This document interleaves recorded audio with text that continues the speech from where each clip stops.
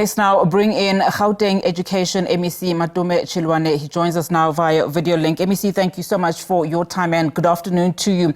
So MEC, just help us place the issues of misconduct that the principal, the deputy principal, the two educators and the human resources department at the school have been found guilty of. Are they linked essentially to racism at the school? Thank you. Good afternoon and good afternoon to you viewers. Look, the law firm was given the terms of reference. Within those terms of reference, obviously, amongst others, was to check if to confirm if there was a culture of racism in the school, but also to check to go beyond and then investigate is the school functioning correctly. What are the key challenges in the school? So this discovery of this particular, especially for instance, the charges related to the principal and the estate manager, etc., etc., etc. That's what we wanted to uncover, and the law firm worked according to those terms of reference.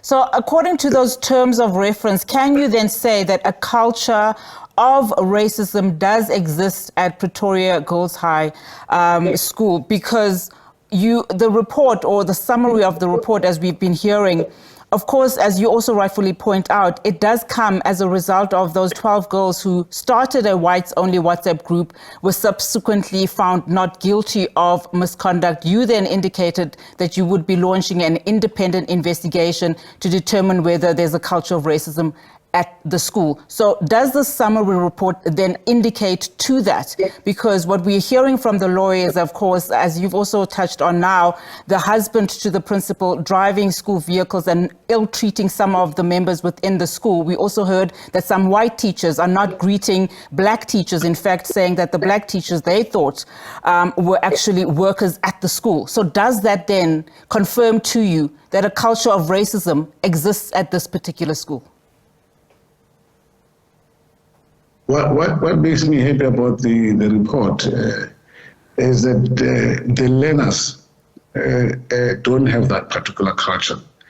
I would say it has an adult problem, because most of the incidences are related to adults. We're not investigating the greetings. Whether a person greets you or not, it's none of our business.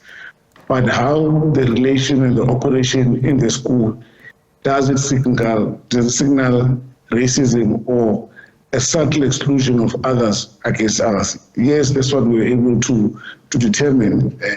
And case in point is the appointment of the finance manager, who doesn't qualify, who does not meet even the minimum requirements, but subtly, indirectly, they're brought into a particular executive position. So that's where there is. So it's an adult matter in which the good things that it's not with the learners. The learners themselves we're able to determine that learners' culture of social cohesion amongst the learners is relatively okay. But we're dealing with the operation and the institutional management leadership there, and how they operate, how they promote, how they relate, and it was confirmed by the principal herself. The biggest headache I'm having is the employee relations between the whites and generally blacks in general. That was confirmed by the principal herself. So that's where the challenge is. MEC, so you found these educators guilty of misconduct. You also, take issue with the chairperson of the governing body for his allegations of interfering with the legislative powers and the functions of the MEC, which is yourself. Just talk us how that process is going to work. Will you then be applying and implementing these recommendations, and how soon can we see that happen? Yes, I received the report today, so I'm still going to assess and look into it. And so generally what happens when you get this report, you look through it, and then you obviously have the legal department advise on the best way to implement it. If there are areas that need further, probing, then we do take that particular step. If there are areas where we can move immediately, we do that. If there are areas where we can't move, we then obviously then communicate that. So we're going to have a look at that, the report as presented today, and then we're going to make a decision on it. That includes the recommendation around the chairperson of the SGB. So for now, I cannot determine that, I cannot answer you to say I'm going to act on this chairperson on this day. We'll receive the report, we're going to go through it, and obviously legislation will inform how best to move with regard to each set of recommendation. But however, what is good about the outcome of this investigation is that the lawyers were able to also outline the facts and also pieces of legislation that were transgressed by each individual that should be charged, which makes our work quite much more simpler. Then we know the reference point, there's evidence thereof, and then there we can then quickly act on it. But first things first, we take it, then we look at it, and then we then begin to work on it. But we do implement the recommendation in most cases. And MEC, just as we close off our conversation, I want to just look at holistically, from the Department of Education's point of view in terms of some of these racist incidents that we keep on, reporting on.